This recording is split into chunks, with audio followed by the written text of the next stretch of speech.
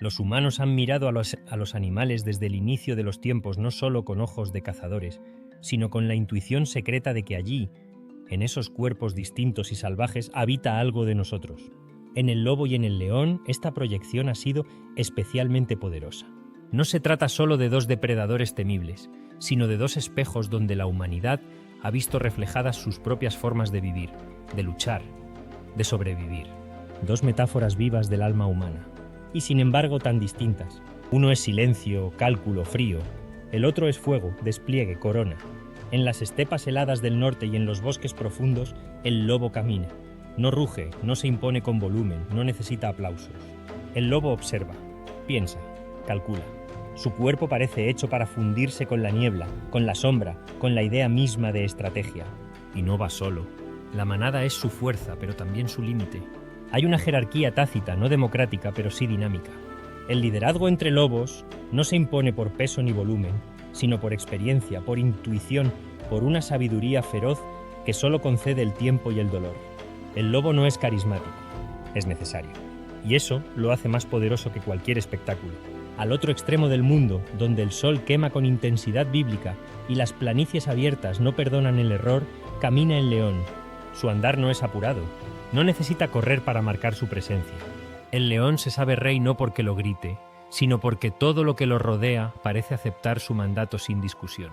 Su melena no es solo adorno, es símbolo, de edad, de fuerza, de historia. El león no necesita estrategias y puede aplastar. Su poder reside en la brutalidad de su cuerpo, pero también en la construcción simbólica que lo rodea. Ha sido dibujado en escudos, esculpido en piedra, coronado en palabras desde antes de que existieran naciones. El león no lidera por consenso, sino por dominio. Y sin embargo, el lobo sobrevive donde el león muere. El lobo se adapta, el león impone. El primero necesita del grupo, el segundo del respeto individual. ¿Quién es más fuerte? ¿El que lidera con el grupo a sus espaldas o el que se impone con la mirada? La biología ofrece pistas, pero es la psicología humana la que ha tejido estos arquetipos en algo más profundo. Nos preguntamos si somos lobos o leones, como si al hacerlo encontráramos una clave de nosotros mismos. Lo curioso es que el lobo rara vez se enfrenta al león. No comparten territorio, pero sí espacio en nuestra imaginación. Y allí, en esa geografía simbólica, han peleado batallas eternas. En la literatura, el lobo representa al exiliado, al que vive en los márgenes pero nunca cede. El león, en cambio, aparece en tronos, en cuentos donde el héroe necesita fuerza para triunfar, aunque pocas veces necesita pensar. Esta división es cruel, pero revela un dilema humano más profundo. ¿Es preferible vivir como parte de una estructura, cediendo autonomía por cooperación, o dominar en solitario, aun si la soledad es el precio? Detrás de estas criaturas palpita una pregunta esencial sobre el poder, porque en el fondo no se trata de fuerza física ni de inteligencia táctica. Se trata de cómo se ejerce el liderazgo. Y en eso, el lobo y el león son filosofías contrapuestas. El primero confía en el engranaje, en el lenguaje silencioso de la colaboración. El segundo se impone por presencia, por historia, por miedo. Pero ¿qué ocurre cuando ambos mundos colapsan? Cuando el entorno cambia y las reglas se reescriben, ¿sobrevive más tiempo el estratega que comparte o el monarca que impone? La evolución ha premiado a ambos, aunque por caminos distintos. Sin embargo, en el siglo XXI, donde el mundo ya no pertenece al más fuerte ni al más veloz, ¿qué animal nos guía mejor? El lobo, domesticado hace siglos, se convirtió en perro. Crió en perro y caminó junto al hombre. El león, en cambio, quedó en los relatos, en la distancia mítica. Uno se transformó, el otro se mantuvo. Tal vez allí también haya una pista. Y mientras ambos siguen existiendo en sus hábitats lejanos, en lo profundo de nuestra mente, aún se libran sus batallas. Porque en cada decisión, en cada liderazgo, en cada forma de resistir o avanzar, seguimos preguntándonos, ¿actuar como el lobo o vivir como el león? La vida del lobo está marcada por la sincronía. Todo en él se articula como una coreografía ancestral. Cuando caza, no hay un solo paso en falso, ni un movimiento que no haya sido previamente intuido por el grupo. Uno observa, otro acorrala, otro se adelanta, el último ataca. En la manada no hay individualismo, pero tampoco uniformidad. Cada lobo conoce su rol con una precisión casi mística, y la supervivencia depende de esa obediencia al todo. Es una democracia primitiva que no necesita palabras. Basta una mirada, un gruñido sutil, una pausa en el paso. Esta forma de vida ha hecho del lobo un símbolo de resistencia y comunión, y también de peligro, porque el lobo que observa desde los bordes del bosque no solo amenaza al ganado, sino al orden. El lobo representa al margen, a lo que no puede ser domesticado del todo. Incluso cuando lo convertimos en perro, algo de él se quedó allá, en la nieve, en la noche sin luna, en la mirada que no olvida. El león, por su parte, vive en otra lógica. En su mundo, el espacio no es abierto, la amenaza es constante y el combate inevitable. Aquí no hay tiempo para esperar. El león no comparte su presa con extraños. La caza, cuando la hay, es un acto feroz, rápido, sin misericordia. Curiosamente, la mayoría de las veces no la realiza el león macho, sino las leonas.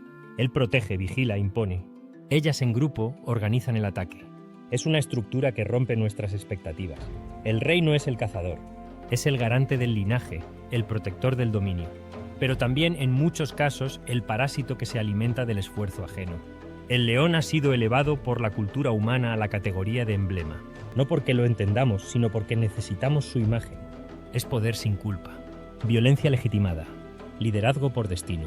Las coronas de Europa lo convirtieron en guardián de su honor. Las religiones lo transformaron en símbolo de justicia. Pero el león no conoce la justicia, conoce la fuerza. Su reinado se basa en el miedo que despierta su rugido y en la aceptación tácita de que su existencia implica un orden jerárquico inamovible. Y ahí radica el contraste más feroz. El lobo construye poder desde abajo. El león lo impone desde arriba. El primero necesita a los otros para ser. El segundo necesita que los otros desaparezcan para reinar. Esta diferencia ha sido proyectada también en nuestras formas de organización humana. Los que admiran al lobo tienden a creer en la colaboración, en la fuerza de la red, en el aprendizaje compartido. Los que veneran al león aspiran al mando absoluto, al prestigio solitario, al derecho natural de liderar. Por eso, el mundo contemporáneo, que oscila entre el caos de las masas y la nostalgia por los grandes líderes, se encuentra dividido entre estos dos arquetipos animales. Y sin embargo, en la naturaleza, ninguno de los dos vive sin desafíos. El león, por ejemplo, muere joven si pierde una pelea. El exilio para él es sinónimo de muerte. Un león sin territorio es una sombra. El lobo, en cambio, puede sobrevivir solo.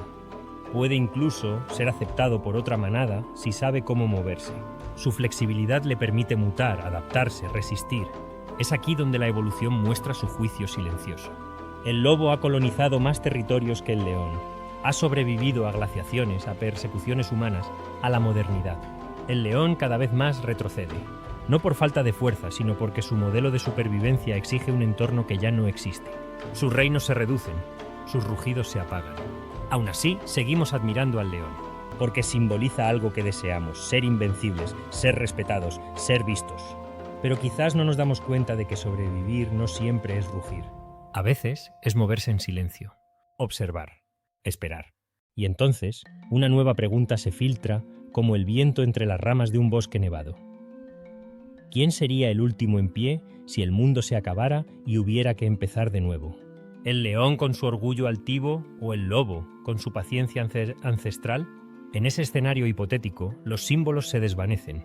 No hay escudos ni banderas, solo instinto, solo hambre, solo la capacidad de escuchar, de actuar con otros, de adaptarse al ruido de un mundo que cambia sin cesar. Y ahí quizá el lobo sonríe desde las sombras, porque sabe que el poder, si no se transforma, se destruye. Y sin embargo, a pesar de todas sus diferencias, hay un punto donde el lobo y el león se encuentran. No en el terreno físico, porque jamás habitarían el mismo espacio sin enfrentarse, sino en el plano simbólico. Ambos representan una tensión que ha acompañado a la humanidad desde sus orígenes. La tensión entre el grupo y el individuo, entre la estrategia colectiva y la imposición del poder, entre la inteligencia distribuida y la autoridad solitaria.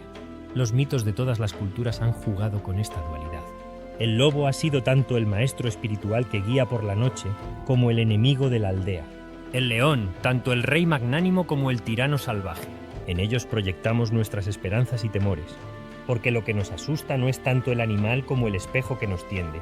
En el lobo vemos al que resiste en comunidad, al que aprende a través del otro, al que avanza con pasos cuidadosos, leyendo las señales del bosque, pero también al que puede ser feroz cuando alguien toca lo que ama. En el león vemos al que nace con el peso de su estirpe, al que no tiene más opción que dominar o morir, al que impone su ley porque no conoce otra, pero también al que vive solo, al que envejece sin manada, al que muere por no adaptarse. Ambos, en última instancia, nos enfrentan a una pregunta que no queremos responder. ¿Qué tipo de liderazgo valoramos? ¿El que manda o el que guía? ¿El que impone respeto o el que inspira lealtad? Y si los hiciéramos luchar como muchos sueñan en su imaginación más primitiva, ¿quién ganaría? Algunos dirán el león por su fuerza bruta, por su musculatura, por el aura que lo rodea. Otros dirán el lobo por su astucia, por su capacidad de analizar, por su historia de supervivencia. Pero la verdad es que esa pregunta al final no tiene sentido, porque el combate real no se da entre ellos, sino dentro de nosotros. Dentro de cada ser humano hay un león que quiere gritar su nombre desde lo alto de la colina, que desea ser visto, temido, venerado. Y también hay un lobo que quiere caminar en silencio, sentir el calor de su manada, saber que no está solo. La vida entera es un equilibrio entre esos dos impulsos. Algunos eligen la soledad del dominio, otros la pertenencia del grupo. Pero pocos comprenden que no hay uno sin el otro, que incluso el león más orgulloso fue alguna vez un cachorro bajo la protección de su madre, que incluso el lobo más solitario añora el aullido de su manada en la noche. Tal vez la verdadera sabiduría no esté en imitar al uno o al otro, sino en entender qué parte de nosotros los contiene. ¿Somos líderes por destino o por esfuerzo? ¿Mandamos o os escuchamos? ¿Protegemos o controlamos? Y así, cuando el sol cae sobre la sabana y la luna se alza sobre el bosque, entendemos que el león y el lobo, separados por continentes, por ecosistemas, por siglos de evolución divergente, comparten una misma historia. La historia del poder, del instinto, del deseo de dejar huella. Pero esa historia no termina en ellos, termina en nosotros, porque mirarlos es mirarnos, y entonces surge la pregunta inevitable, que queda flotando como un aullido o un rugido sin eco. ¿Qué animal gobierna tu interior? ¿El rey solitario o el estratega que nunca camina solo? Y si has llegado hasta aquí, te invito a formar parte de esta manada de preguntas y descubrimientos. Suscríbete al canal, comparte este viaje y déjame en los comentarios, ¿tú con quién te identificas más? ¿Con el lobo o con el león?